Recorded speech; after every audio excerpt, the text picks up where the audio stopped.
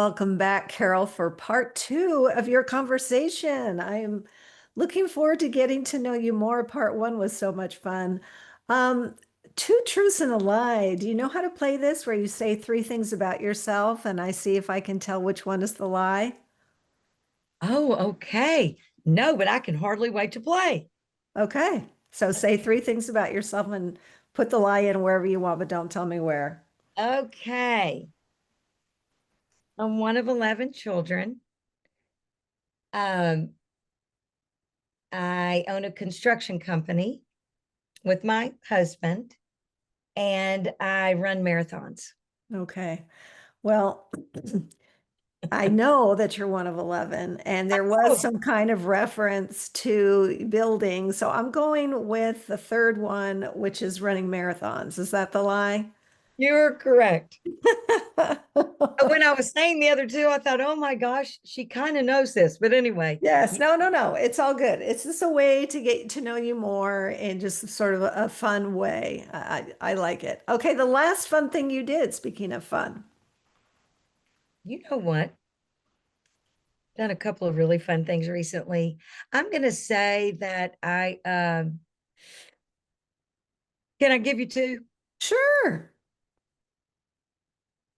Most fun thing is I've been texting about our second child who's having a baby. We've been talking about a wonderful shower. And trust me, that's fun because loved ones are giving the shower. That's really their generosity is beyond belief. So that's one. And the other is that I had a wonderful drive. I'm in Houston, Texas, and I had a drive and a drive home with loved ones. One of my amazing sisters, my daughter in love, one of my incredible granddaughters, and one of my precious nieces, and it was fabulous. So a time for the women to connect and talk about what women like to talk about. Yeah, exactly, exactly. Oh, love that. Okay, so growing up, Carol, who did you look up to? Wow. My mom and dad, except for I was a little bit of a rebel, so I really looked up to my five older siblings.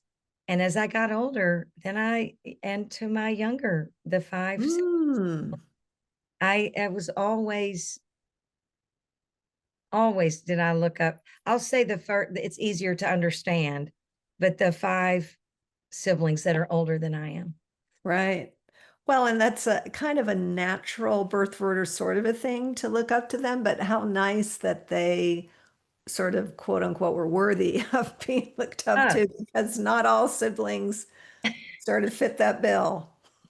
I don't know that they would count themselves as very good teachers, but I promise you they were wonderful and still are to this day, actually. Right. And you got to observe and soak in a lot of good things and then probably some things you notice, huh, I don't know that I would have done it that way, Oh, sort of learning on your feet. interestingly, the biggest change I would have made would be that I would try to find myself sooner. Ah, I completely identified as one of the Nelsons. mm, You hardly had to do anything else. I mean, I'm serious. We had family friends, we had incredible friends. We all went to school together with all the same. I grew up in a wonderful place in Beaumont, Texas. We say all roads lead to Beaumont, and they really do. However, really, I was so, I was happy. I was joyful. And as mom had more kiddos, more joy. mm, mm. I do remember once I can't remember what number, maybe she was about to have number 8 for me to be old enough to say it. And I said, don't go have another baby. I remember saying that. She said, oh, babe, she said, oh, darling, that baby's coming. Like there's no stopping what's happening here. Oh, wow. What a woman. All Yeah. right, we're going to take our deep dive right now, and we're in the series Spicy Christian Women Becoming All That in a Bag of Chips. And what is one of the gifts that God has given you? My love of life and people and nature and my love of stories, Mm. my interest in other people. I mean, from what they, how their day, how they figure out their days. And another gift I was given, oddly enough, I believe it is a gift. I am ADHD. And I say to people, I'm untreated and unleashed. Um, and I used to consider, I didn't know why I had a struggle.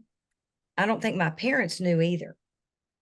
And when I found out, I thought, oh my gosh, because there are gifts that come from ADHD that have been huge gifts in my life. Well, and that goes back to what we were talking about in our last conversation about God working things for good. I Yeah. mean, certain things just are not good. Certain things are very painful, very hard. And yet, because of who he is, he turns those awful things into something beautiful. It's unreal. I would say out of these 11 kiddos, and they're all, let me just tell you, they're all pretty wonderful. And I don't know that they would agree with this. However, I've made a lot, a lot. In the Bible, it says a wise man learns from other people's mistakes and the fool learns from their own. Hmm. And I can't get to the address right at this time. I took that route, the fool's route, often. Okay. And Right. from that, again, he's been so incredible to me. That is actually where I am able to relate to most people I speak to is from mistakes, sinfulness, wherever, whatever you want to call.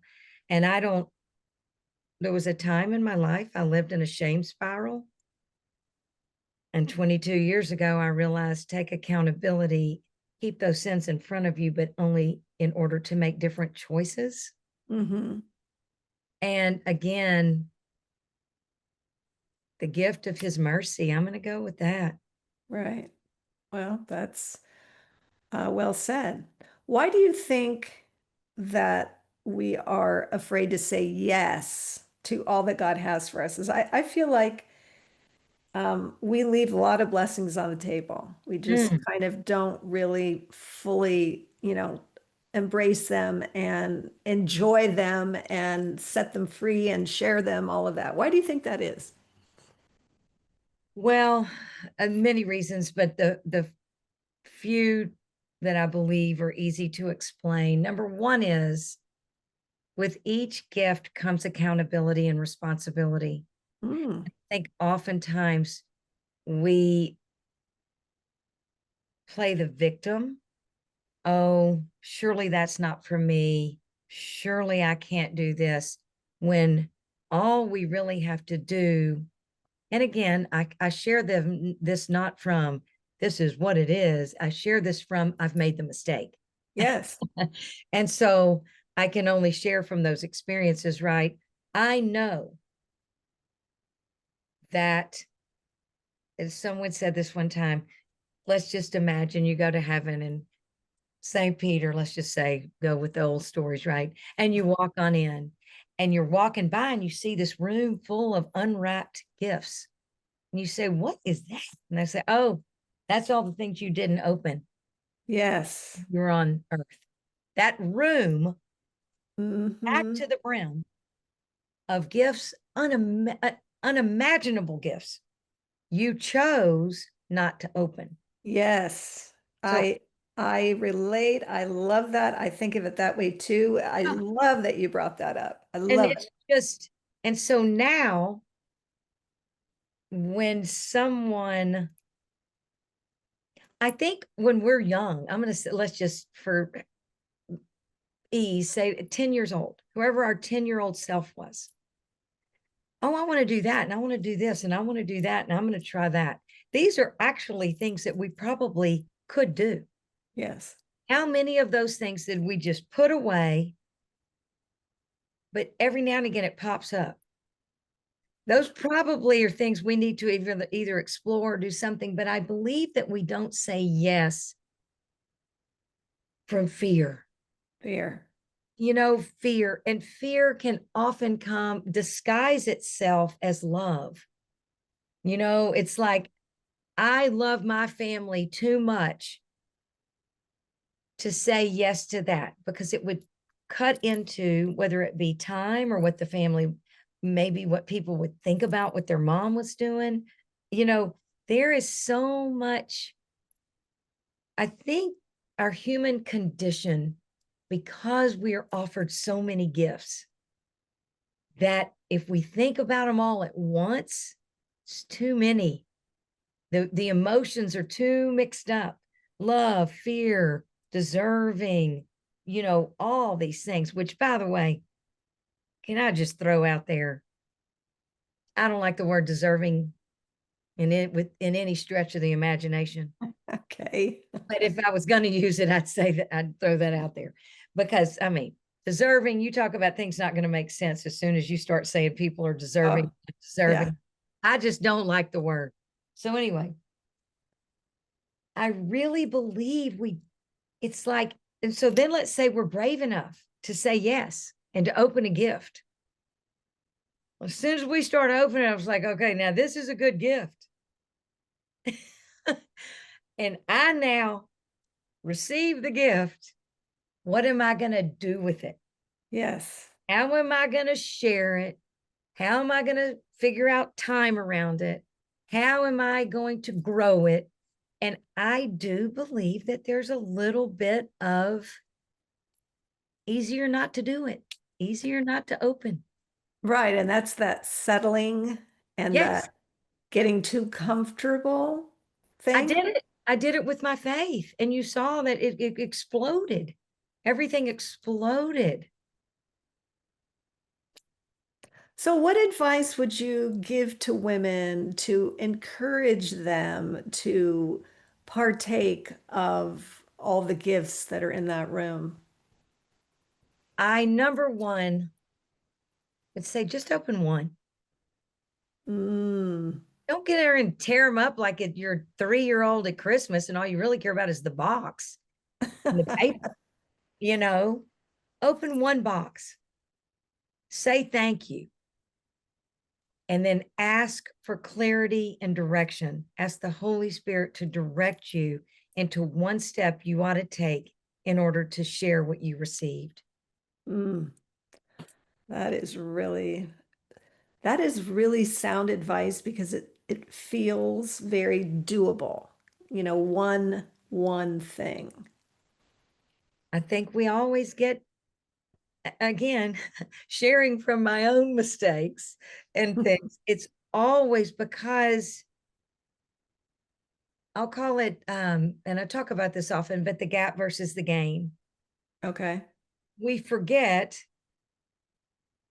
how much we've done, how many steps, how many phone calls, how much work, how everything we've done to be where you and I are right this second.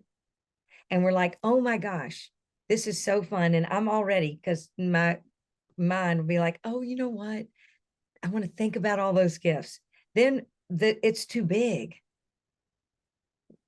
One step, present moment, next right thing. It might be that you open that gift, say thank you, and you literally need to go take a shower or take a walk around the block to think about it. Say a prayer wherever it is you pray. We make things bigger than they need to be because of the outcome. Ah, Let's trust the process. yes. Ooh, I like that. I like that a lot. So, is your podcast, would you say that part of, I'm obviously going to need to listen to it now. Is it sort of instructional or okay, because when you're talking to somebody about their story, there can't help but be, I think, moments of like clarity for that person and which hopefully would inspire someone else. Do you kind of break things down into steps or So tell me? oftentimes I will ask, like you do so beautifully, but they'll share, and I try in all conversations, podcast and or not, to be an active listener. Mm-hmm. I try to say, okay, so what I'm hearing is this is where you were, and this is how you came out to the other side of it, Right. Right. so that it becomes instructional. And really, conversations for me, I love this. It's very selfish because I want to understand. So Yeah. if I can apply it, Right. something I need to apply, I can. And I try to ask so that if the audience has that question, they're able to say, oh, because they may be driving, right? Who, Right. when we listen to a podcast, very rarely do we get to just sit down and, focus. And so it's oftentimes in the car, wherever. And I like to try to ask questions that bring out this special gift, this special piece of this story that became magical for this person. Right. And then there are the intentional, yes, instructional. That is one of the reasons I decided, because I wanted to always do Dear Abby. I wrote her a letter.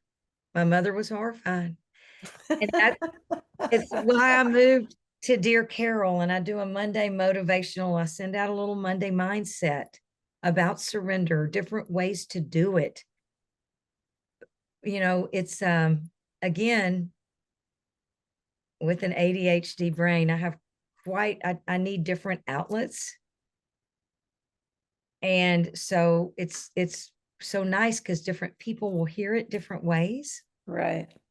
And so that's how I do it. That's great.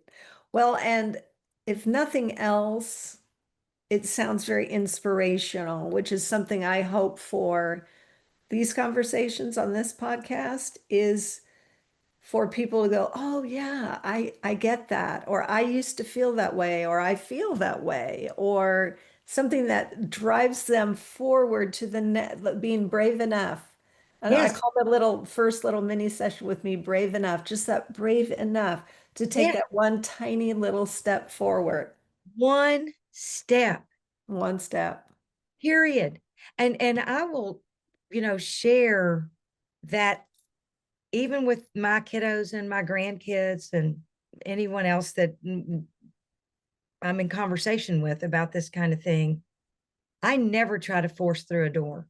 If there is a step that the door didn't open, I take a different step.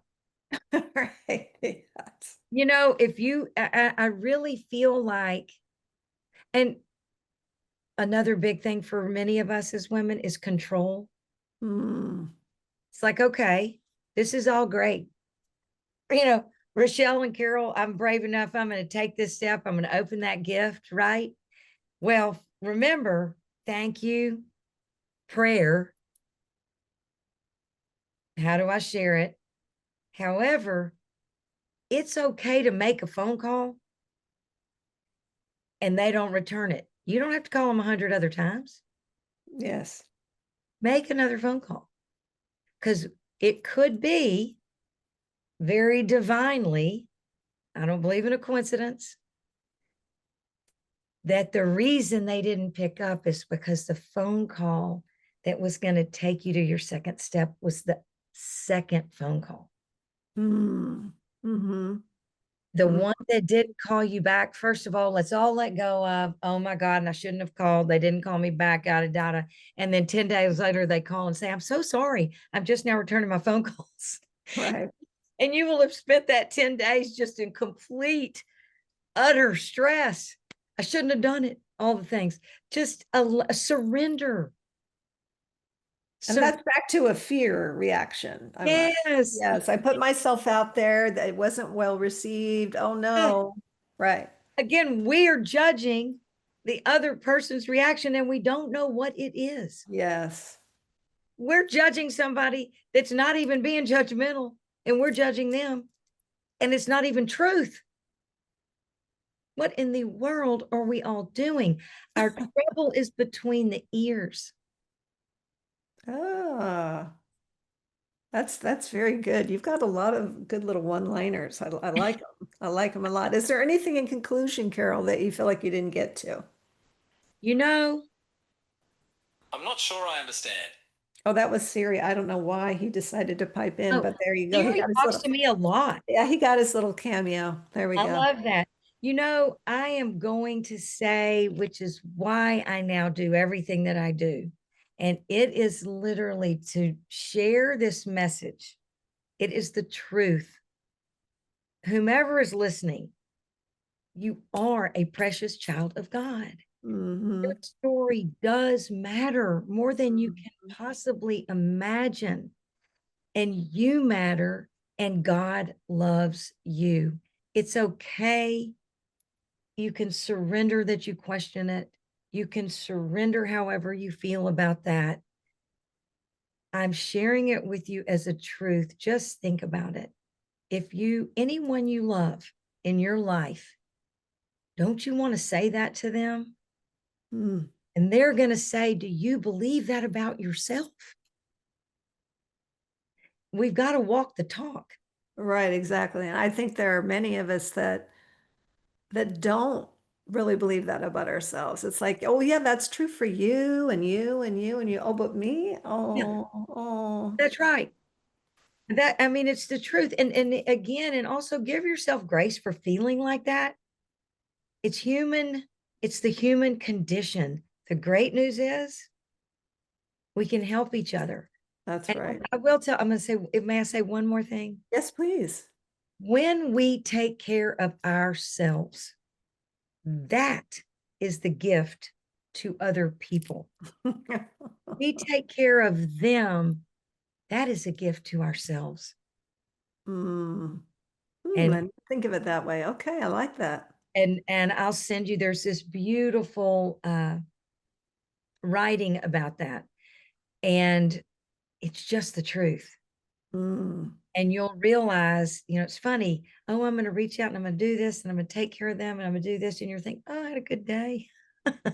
Look at all the good things I did. Well, did you did you say out loud? Because I'm going to say 9 out of 10 have not.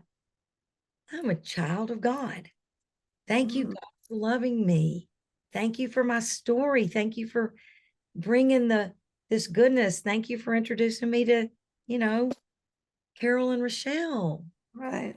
Anyway, so that's my message to you because it is true. Yeah. And it's Thank you, okay Carol. if you question it, give yourself a little bit of grace. Yeah, I appreciate that. Where can people find you? I'm going to make it simple.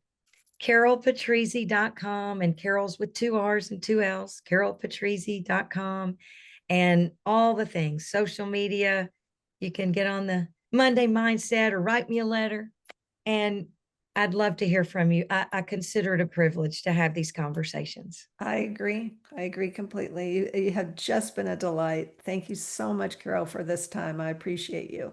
Rochelle, I so appreciate you. I can't wait to thank our mystery connector, Yes. and I look forward to more conversations. Thank you for what you do out there. And thank you for what you do.